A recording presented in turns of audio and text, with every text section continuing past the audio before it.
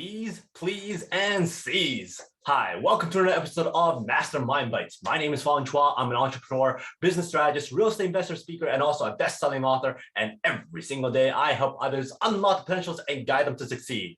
Today on Mastermind Bites, I get to feature another incredible individual. And the reason why I have this show is because over the last few years, I've been very fortunate, very lucky to meet some amazing CEOs, business owners, celebrities, athletes, and multimillionaires, and got to be in the same room as them.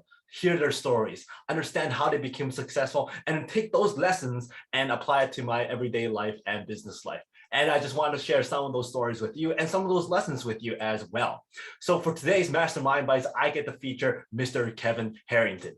It was absolutely a joy to meet him, and it was an honor to be on the same panel as him as well. And it was a lot of fun. Got to hear him speak, got to hear him talk about business, funnels, and then how he became so successful and whatnot. So he had so much knowledge, so much wealth of information that it just felt absolutely incredible to be there in his presence. Now, for those of you who don't know, he is one of the original Shark Tank sharks. He is also the person who came up with infomercials. Like, if you think about what have you done in the middle of the night that you kind of thought was still entertaining? Well, watching infomercials sometimes, watching that Ginsu Knife or watching those, the OxyClean and watching all that kind of stuff is absolutely fascinating. Maybe because it's just late at night, but also, it's very engaging just to watch how they sell those products and how they make those presentations and whatnot. But Kevin Harrington was that person that came up with that idea, who started it all. All the infomercials that you see now, all the stuff that you see now at trade shows and all kind of stuff, those commercials, those videos, well, he probably started it all off. And if it wasn't for Kevin Harrington, all that stuff would not be the way it is today. He made people like Billy Mays and also Tony Little. Those people became famous because of Mr. Kevin Harrington. Now, there's a lot of great information that he shares, and you can find that a lot of that kind of stuff online. But there are 6 things I really want to stress because of how important it is to our business and our personal lives. Number 1 is the power of collaboration, the power of adding value to everybody that you can see. Number 2 is the whole finding that space and then filling that space, because every time you see a space is an opportunity. Number 3, become very curious, have curiosity overload. Number 4, test before you invest. And then number 5, what is the perfect pitch? And then number 6, the importance of testimonials. So going back to number 1, the power of collaboration. And this is one of the things that he realized at a very, very early stage of his career and his business life. And that is being able to bring in more and more people to work with, joint venture partners and collaborations and different businesses and partnerships and whatnot. And he realized this when he was talking to one of his clients and goes, oh, so do you have this? Oh, do you have that? Oh, did you have a branding person? Do you have a marketing person? Do you have an advertising person? Do you have this? Do you have all that kind of stuff? And all of a sudden he goes, you know what? Why am I sending this person to all these different outlets that I know, rather than bring all these outlets in-house and then giving them all at the same time? So that's how he collaborated with different partners, different companies, different industries, because he realized he could add more value to his clients when he could offer it all at once instead of all piecemeal.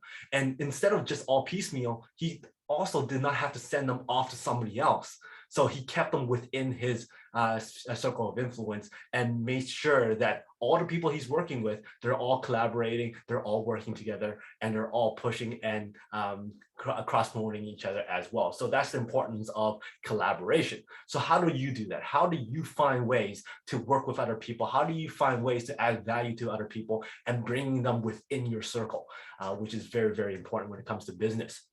Now, that actually leads up to his whole opportunity of infomercials. Apparently, he goes to a lot of different trade shows, and one day he was walking down trade shows and he noticed this one person selling knives. It was actually the Ginsu knife, and how they were cutting this, cutting that, how great it was. And the person was actually selling a lot of knives given to the amount of people that was actually watching him doing that presentation. But at the same time, as he was being mesmerized by this person selling knives, he looked at this other thing and noticed that there was this one channel called the Discovery Channel that had all these bars on it. And that's the bars of those multicolored bars saying that there's nothing on that channel at the moment. And then he realized very quickly that, hey, this TV channel is on 24 hours a day, but there's only content for 18 hours. So what can we do for that extra 6 hours? And he kind of pieced the two things together. What if we took his presentation, recorded it, and put it up onto the dark hours of Discovery Channel? And that's the start of infomercials. He approached the person selling knives and goes, hey, why don't we take a video? We'll spend, I don't know, $1,000 or so, get this together, and then put it up on this channel, and then you can sell your knives to an infomercial. And sure enough, it went from sale to sale to sale up to $500 million in sales, which is absolutely incredible and unheard of at the time. Now, because he added value to this person selling knives, that person, well, how about this product? How about that product? How about this person? And then that's how the whole infomercial industry started. He started doing the same thing with this person, with that person, with this person, with that person, coming up with videos after videos after videos, and putting it up onto the dark times of a channel, and then using that time for infomercials. Then he goes, why stop there? Why not this channel? Why not that channel? Because Discovery Channel was not the only channel that was dark during a period of time. So he went and looked at different channels and to see which channels had dark times and then put infomercials in there. But why even stop there? He started looking at international. He dubbed different languages on these commercials and then put it onto different stations, into different world networks. And that's how the infomercial industry completely exploded, which is absolutely phenomenal. Number 3, have that curiosity fed.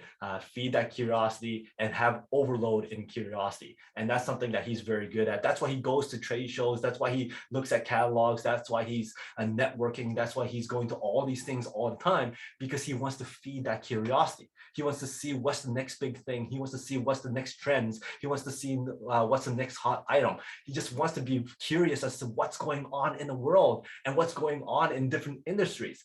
And because he's so curious, he's able to absorb so much information. He's able to see what's coming up next and recognize, oh, this is going to be a big thing. Oh, that's going to be a big thing. So that's something that's very important. In this day and age, we have to be curious. We have to ask questions. We have to be interested in everything that's going on, because that allows us to network better, to connect better, to collaborate better, and to do business deals better, because we're more knowledgeable, because we're curious. When we stop being curious, that's when things stop growing. So have curiosity overload. Number 4, you have to test. The more you test, the better you get. The more you test, the better results you get. And then also the more you can tweak.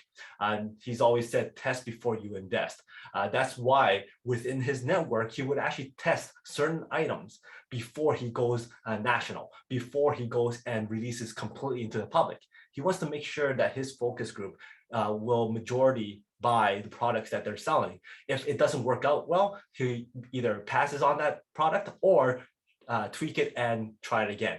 So the more you test, the more better you're able to tweak your results and also your products and your services to become more successful. So test before you invest.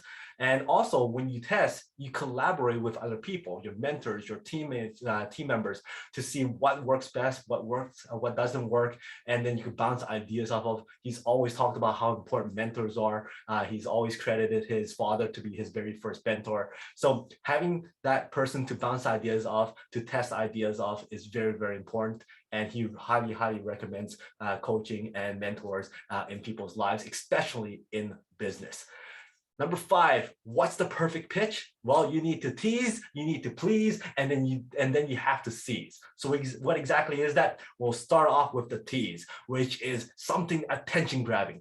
And then you show them how you can please them by giving them all the benefits and showing them all the value of the product and service that you have. And then finally, you seize them by offering a offer they cannot resist. That is the formula to all his infomercials. That's the formula to all his deals. So how do you tease, please, and then seize that audience? It has to do with emotion. You have to be passionate. If you're not passionate, it doesn't work, which is why in one of the episodes of Shark Tank, there was one person who came up and was about to pitch and she was already crying.